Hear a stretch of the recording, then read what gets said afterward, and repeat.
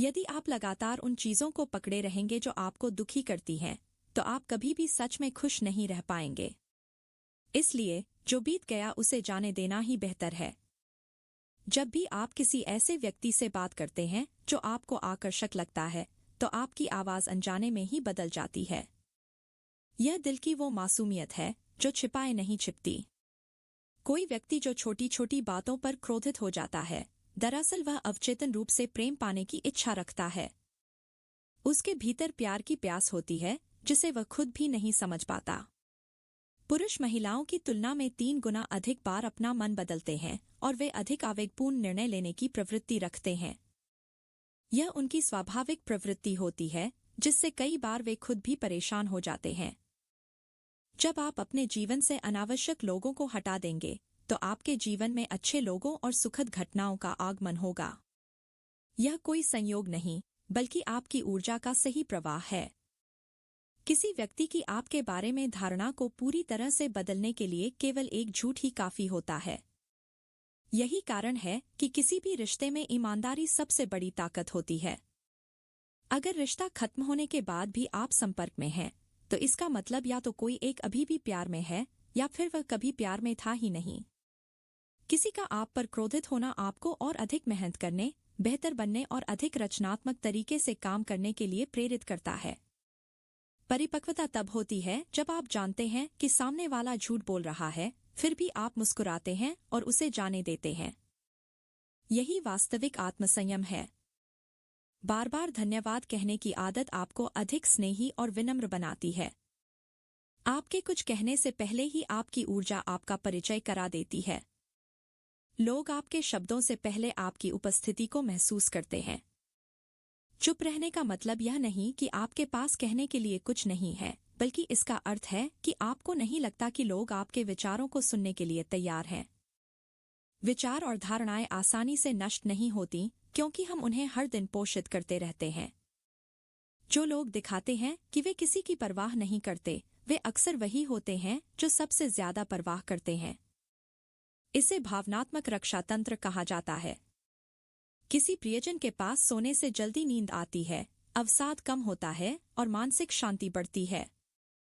अस्वीकृति मस्तिष्क के उन्हीं हिस्सों को सक्रिय कर देती है जो शारीरिक पीड़ा के समय सक्रिय होते हैं, इसलिए दिल का दर्द भी असली दर्द जैसा महसूस होता है।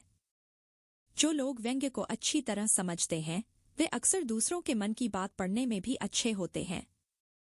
एक अच्छी माफी के 3 भाग होते हैं: मुझे खेद है, यह मेरी गलती थी, और सबसे महत्वपूर्ण, मैं इसे सही करने के लिए क्या कर सकता हूँ।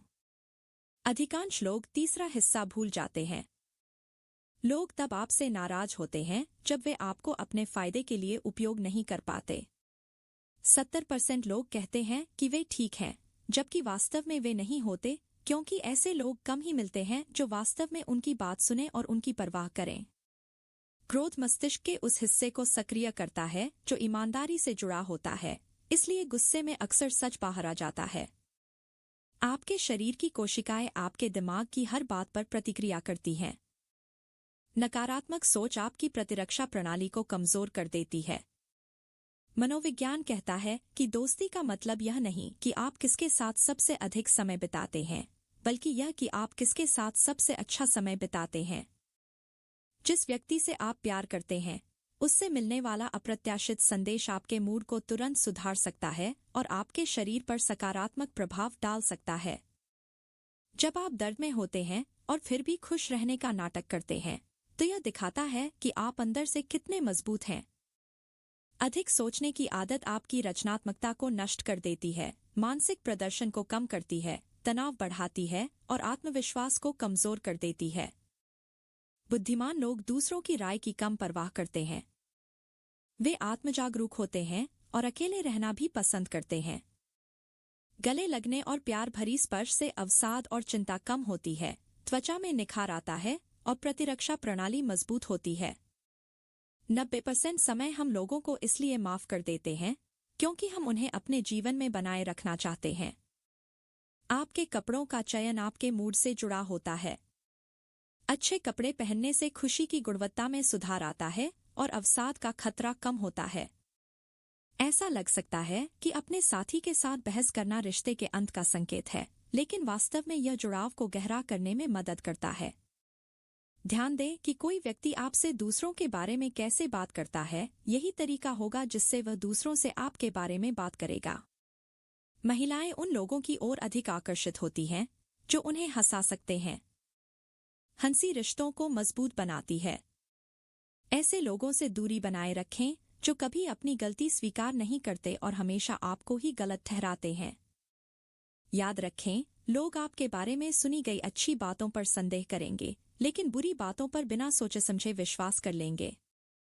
हरे भरे वातावरण में रहना या हरे रंग को देखना आपकी रचनात्मकता को बढ़ा सकता है।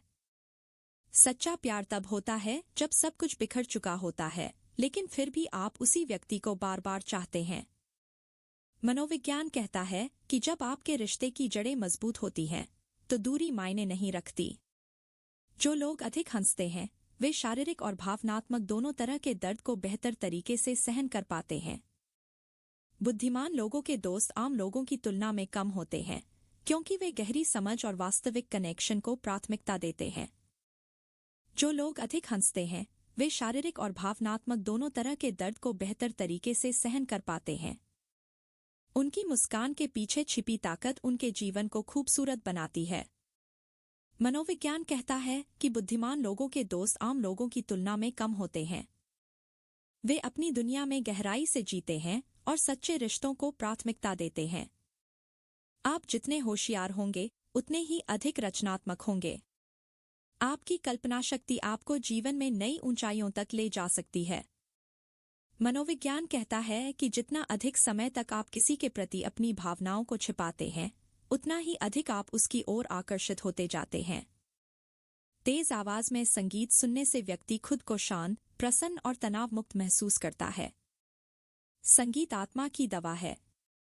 जैसे जैसे आप बड़े होते जाते हैं, आपको यह एहसास होता है कि आपके असली दोस्त कौन हैं।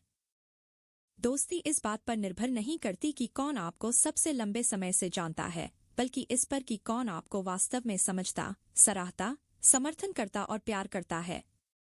कभी कभी किसी दोस्त पर भरोसा करना सबसे मुश्किल काम होता है। यहाँ तक कि सबसे करीबी दोस्त भी वक्त बदलने पर दुश्मन बन सकते हैं। नदियाँ कभी उल्टी दिशा में नहीं बहती, इसलिए जीवन में भी नदी की तरह जीने की कोशिश करें। अपने अतीत को पीछे छोड़कर भविष्य पर ध्यान केंद्रित करें और हमेशा सकारात्मक रहें। जब आप किसी की बहुत अधिक कमी महसूस करते हैं, तो अनिद्रा की समस्या हो सकती है। उस व्यक्ति के बिना रहने की हताशा आपको रात भर जगाए रखती है। एक बुद्धिमान व्यक्ति ने कहा था, मुंह बंद रखने वाली मछली कभी नहीं पकड़ी जाती, इसलिए कब बोलना है और कब चुप रहना है, यह समझना जीवन की सबसे बड़ी कला है। आप लोगों की आपके प्रति भावना को बदल नहीं सकते, इसलिए कोशिश मत कीजिए। बस अपना जीवन जिएं और खुश रहें। माफी मांगने का मतलब हमेशा यह नहीं होता कि आप गलत हैं और दूसरा व्यक्ति सही है।